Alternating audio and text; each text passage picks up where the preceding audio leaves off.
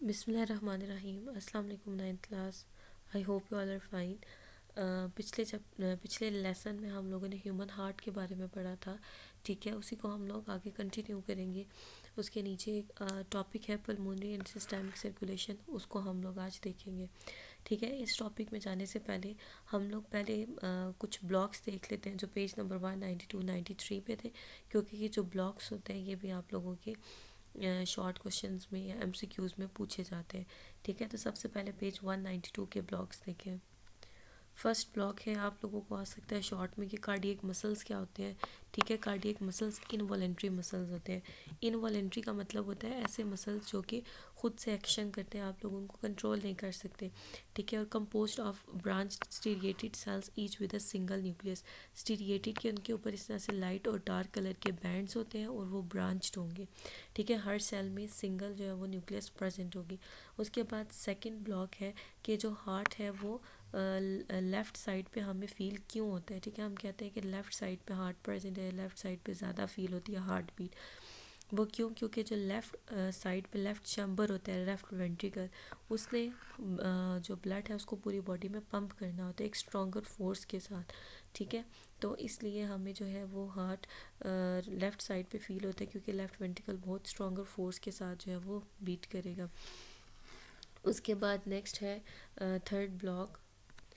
ठीक है, कि हम लोगों ने बात की थी कि जो ऊपर वाले दो चैम्बर्स होते हैं उनकी वॉल्स थिन होती हैं। ठीक है, जबकि जो नीचे वाले दो चैम्बर्स होते हैं हार्ट के वेंट्रिकल्स, उनकी वॉल्स होती हैं वो थिक होती हैं। ठीक है, walls of left ventricle is the thickest one, सबसे ज़्यादा थिक होगी। क्यों? क्योंकि उसने एक फोर्स के साथ पंप करना है और ब्लड को पूरी बॉडी में भेजना है। These are about half inch thick, they have enough force to push the blood into the body. और इस चीज़ से हमें ये एविडेंस मिलता है कि जो स्ट्रक्चर है हार्ट का वो अडेप्टिव है टू इट्स फंक्शन, मतलब जिस तरह से जिस हिस्से का जो फंक्शन है उसी तरह से उसका स्ट्रक्चर भी बनाया गया है।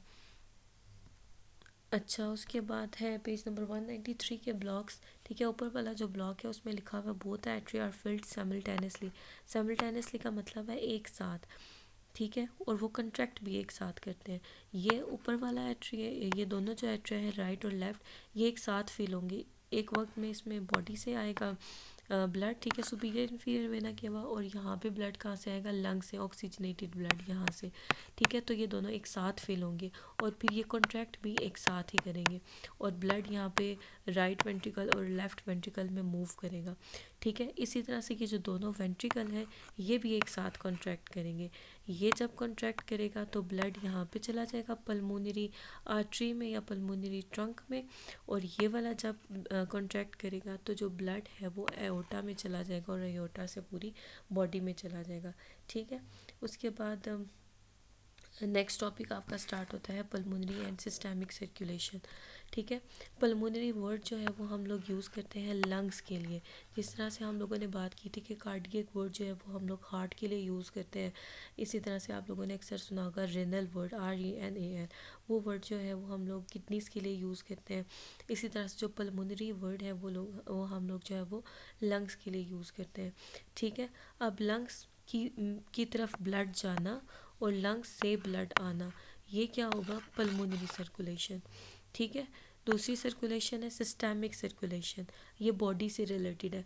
बॉडी से ब्लड आना और बॉडी की तरफ ब्लड जाना, इसको हम लोग सिस्टमिक सर्कुलेशन बोलेंगे।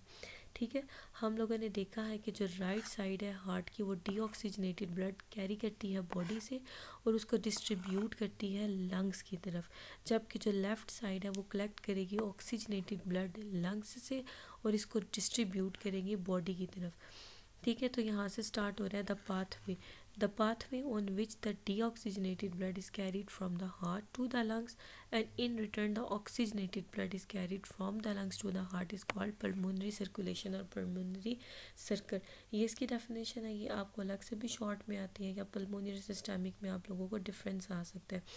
ठीक है, तो जिसमें आप लोगों का इन्वॉल्व हो गया है लंग्स के, जो डीऑक्सीजनेटेड ब्लड था वो लंग्स की तरफ गया और लंग्स से ऑक्सीजनेटेड ब्लड दोबारा हार्ट की तरफ आया, उसको हम लोग पल्मोनरी सर्किट बोलेंगे। इसी के बरअक्स सिस्टमिक सर्किट क्या होगा? वो वाला पाथवे जिसके ज़रिए ऑक्सीजनेटेड ब्लड जाएगा हार्ट से बॉडी की तरफ और डीऑक्सीजनेटेड ब्लड आएगा बॉडी से हार्ट की तरफ। उसको सिस्टेमिक सर्कुलेशन बोला जाएगा। ठीक है। उसके बाद ब्लॉक है the blood in the pulmonary circulation is at lower pressure than the blood in the systemic circulation. Pulmonary circulation में जो ब्लड होता है जो कि लंग्स की तरफ जाता है, लंग्स से आता है, उसका प्रेशर थोड़ा कम होता है।